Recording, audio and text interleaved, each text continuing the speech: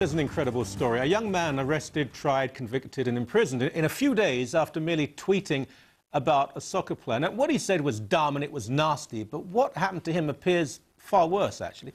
Andrew Anthony writes for Britain's Guardian newspaper. He joins us now from London. Welcome to you. So, look, for those who don't know, this is a soccer game that was called off because one of the players, a very nice guy, it seems, actually had a freak heart attack and was dead for more than an hour. They brought him back and he's doing okay now. And then somebody, was he a drunk student, tweeted something stupid about what he'd just seen? That's right, a guy called Liam Stacey. I think he was the game was broadcast live on a TV cable channel. I believe he was watching the game, and during the game, when Fabrice Muamba, who's the player who collapsed, whilst they were working on him, he tweeted a silly, stupid, offensive remark, but actually not racist at that stage. Offensive because the guy was in danger of losing his life, but not racist.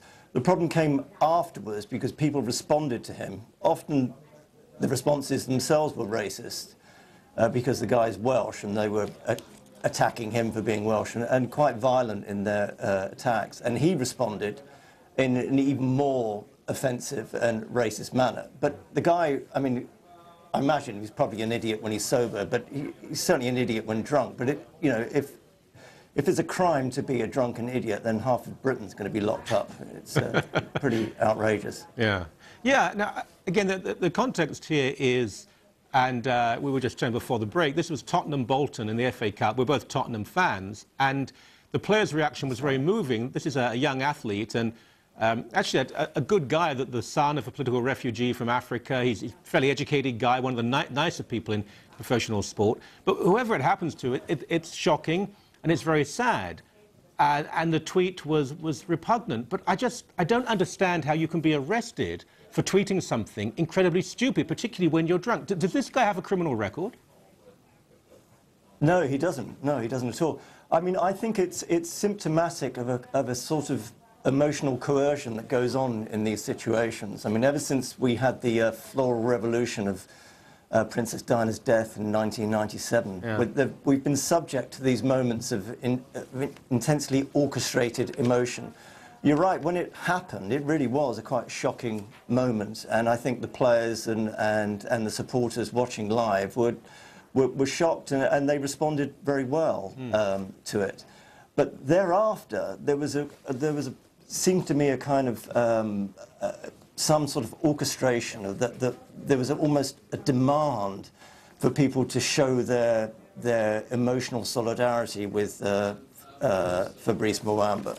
And very soon it became almost hysterical, so it was almost impossible to interview anyone about anything before they made a statement about their support for Muamba. And I think it was within this context that because the guy pleaded guilty to inciting racial hatred, and it was within this context that the judge sentenced him. And I think I can read you the judge's statement here because I think it's quite informative. He said, not just the footballer's family, not just the footballing world, but the whole world were literally praying for Muamba's life. Your comments aggravated the situation. I have no choice but to impose an immediate custodial sentence to reflect the public outrage of what you have done. I mean, I think that's quite instructive. I mean, not least because obviously the whole world was not praying for Muamba, but this idea that he had no choice but to effect a custodial sentence to reflect the public outrage.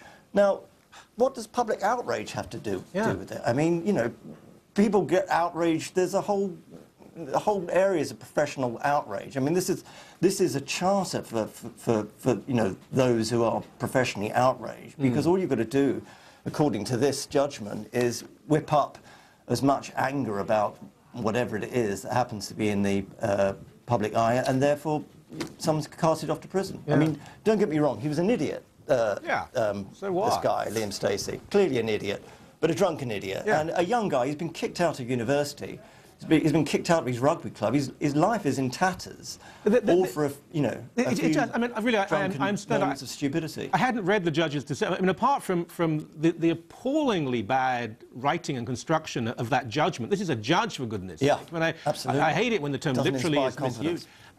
You know, we had this, again, I don't want to make this too much about soccer, but there was, again, a very decent man, a very good man, a soccer player who killed himself, and it was tragic. But instead of the moment of silence, the minute of silence, we had game after game after game where people had exhibitions of their collective grief, and they didn't even know the guy.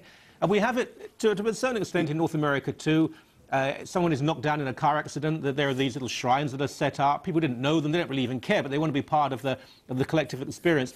How much time did this kid get in prison? He's got 56 days. I mean, I guess he'll probably be out after a month. I mean, you know, a month in prison is enough time. It's always the first few weeks, apparently, that are the worst. I mean, but it's what it's done to his life. You know, his life is in tatters now. Yeah. And, you know, there's no kind of understanding that, you know, young people can be stupid from time to time. There are a range of possibilities. This idea that he had no choice. He could have given him a community sentence. He could have given him something, you know, relevant to do with, you know, putting his mind right about racism. So this was a really quite hysterical judgment. But as I say, I think, and I think you're correct in what you say about the, you know, the kind of this going on in football. There have been many public demonstrations now in football when someone dies, which, you know, someone connected to football is dying every week. It's almost obligatory for people to wear black armbands and have a minute's silence. I mean, there was getting to a stage where you couldn't go to a game without having a minute's silence, first of all. You know, this is all fine, but where you've got to draw the line is when the judiciary get involved and start responding to that kind of emotional hysteria. Yeah. You know, that's a very worrying trend. It really is. You know, we tend to overuse extreme comments, but this actually is extremely worrying that a kid should have his life, at least for the next few years, ruined because of a few moments of stupidity. I'm shocked. I really am shocked. Thank you for your time. Really appreciate it. We'll have you back on maybe a less obnoxious subject, but thanks again. You're welcome.